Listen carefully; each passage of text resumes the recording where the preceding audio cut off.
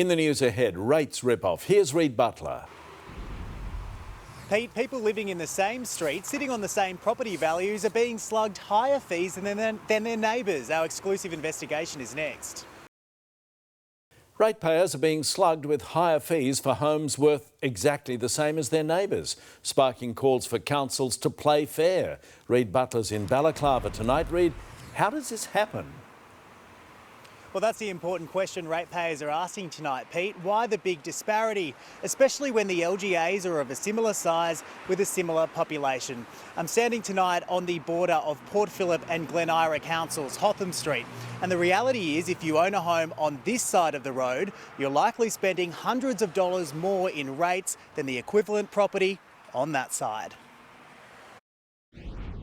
They say, love thy neighbour, but that's tough when they're getting a cheaper ride. I don't know why we'd be paying so much more than they are. Port Phillip resident Rick Hammond lives just on the border with Bayside. He pays around $2,300 a year in rates. That's as much as 30% more than his Bayside Council neighbours, a stone's throw away, with homes worth exactly the same amount. Rick's rates pricier, despite fewer waste services. They have green bins and things that we don't have here. The postcode pay gap is happening all over Melbourne. This data was provided to 9 News by economists from community group Ratepayers and Residents of Port Phillip. If you own a home valued at $1.5 million in that municipality, you'll be paying 21% more than the same property in Glen Ira and 53% more than in Stonington. Port Phillip provides the same services as Stonington, Glen Ira and Bayside.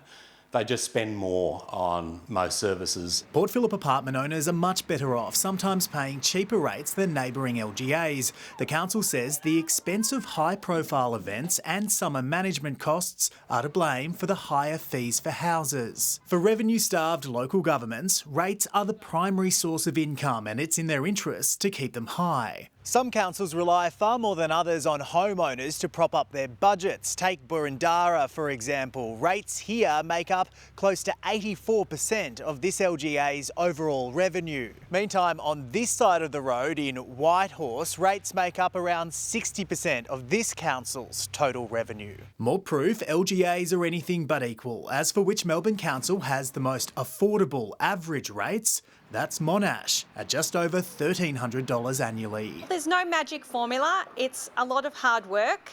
Monash has a good history of financial discipline. And that's how rates stay low. Reid Butler, 9 News.